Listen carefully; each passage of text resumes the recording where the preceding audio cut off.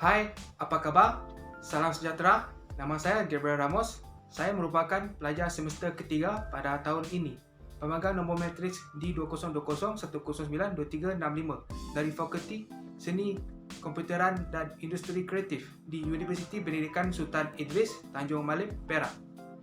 Dalam video ini, saya ingin menerangkan sebuah topik yang bertajuk perbandingan antara teori kebenaran koherensi dan teori kebenaran struktural paradigmatik.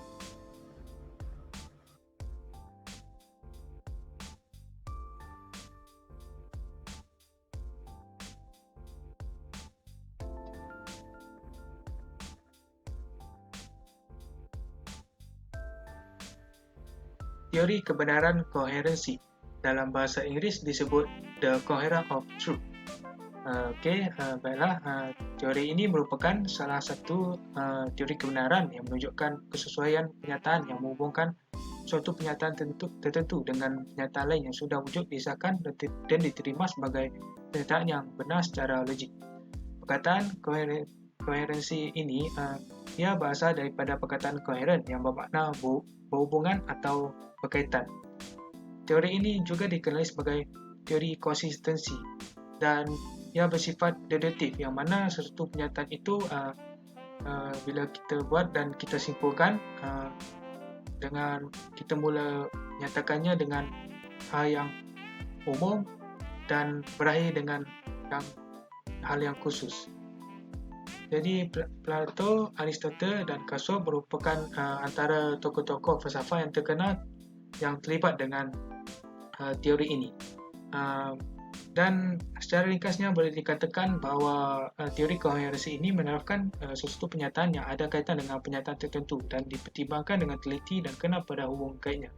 Dan di bawah tu merupakan contoh berdasarkan teori kebenaran koherensi. Semua manusia akan meninggal dunia. Encik Adam ialah seorang manusia. Encik Adam pasti akan meninggal dunia. Itulah contoh yang dapat saya buat berdasarkan teori kebenaran koherensi ini. Teori kebenaran koherensi ini dia dapat diterima jika kita menemui pernyataan-pernyataan yang kita buat itu mempunyai hubungan antara satu sama lain secara logik.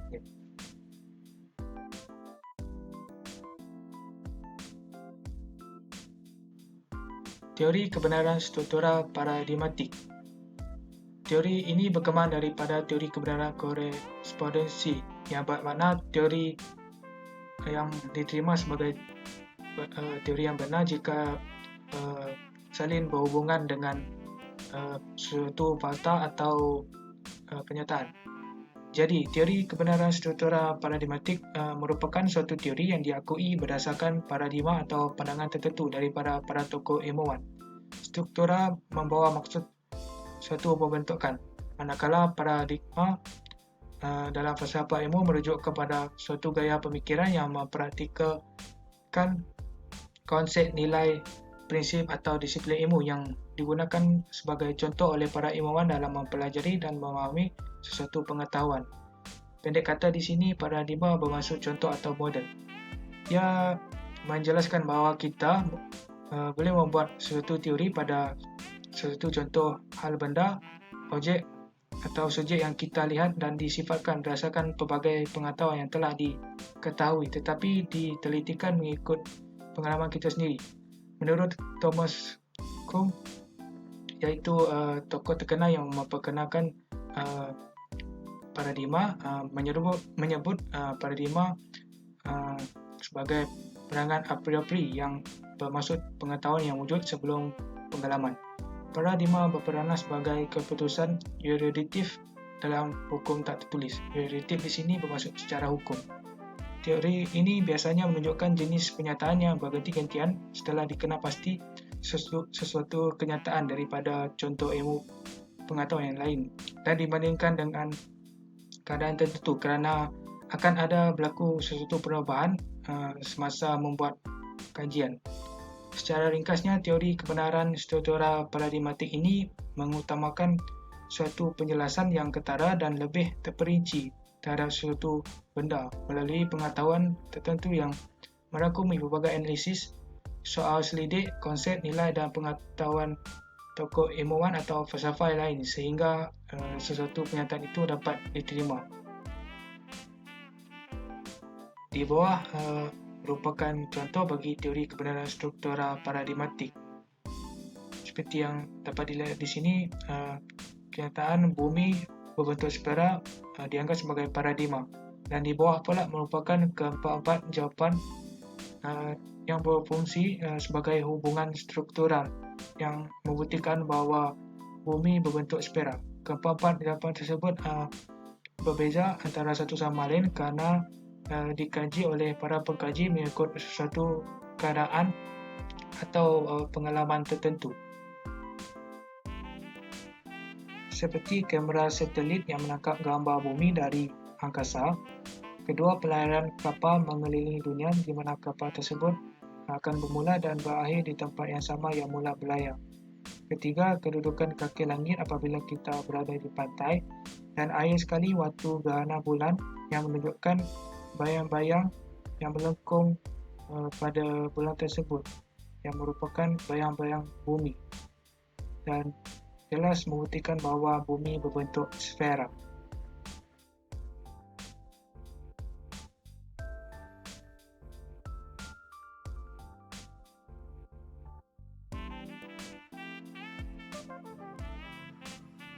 Baiklah, saya harap anda dapat memahami sedikit demi sedikit mengenai kedua-dua teori tersebut yang mempunyai perbandingan masing-masing. Kesimpulannya, teori kebenaran koherensi dan teori kebenaran struktural paradigmatik adalah berbeza antara satu sama lain. Kedua-dua teori ini merupakan teori-teori kebenaran yang sudah lama wujud dan digunakan oleh para pengkaji atau tokoh-tokoh sebelumnya dalam membuat suatu kajian atau pernyataan-pernyataan yang bersesuaian secara logik. Dan diharapkan bahawa jika boleh kedua-dua teori tersebut dapat diaplikasikan dalam mana-mana mata pelajaran yang berkaitan supaya generasi masa kini dan generasi masa depan dapat mengetahui dan memahami kedua-dua teori ini, dan mereka juga boleh membuat kajian masing-masing sama ada ingin menggunakan teori kebenaran koherensi ataupun teori kebenaran struktural paradigmatik. Okey, ini merupakan refleksi diri. Jadi, saya berpendapat bahawa kedua-dua teori kebenaran tersebut amat menarik walaupun tidak mempunyai persamaan yang ketara. Dan ianya merupakan satu cabaran bagi saya apabila mengkaji dan membandingkan kedua-dua teori kebenaran tersebut. Dan antara kedua-dua teori kebenaran tersebut, saya lebih memahami teori kebenaran koherensi berbanding teori kebenaran struktural paradigmatik. Dan terdapat pelbagai sumber rujukan yang saya rujuk dari laman sesawang di internet semasa membuat kajian pembandingan kedua-dua teori tersebut. Dan saya berasa bersyukur kerana saya dapat peluang untuk memahami dan mengetahui tentang teori kebenaran koherensi dan teori kebenaran struktural paradigmatik. Memang susah untuk saya sebutkan perkataan paradigmatik ini. Dan itu saja daripada saya. Maaf jika ada sebarang silap kata atau kesilapan yang saya buat sepanjang saya menjelaskan isi kandungan video ini. Dan itu saja. Okey, sekian terima kasih dan maaf sekali lagi.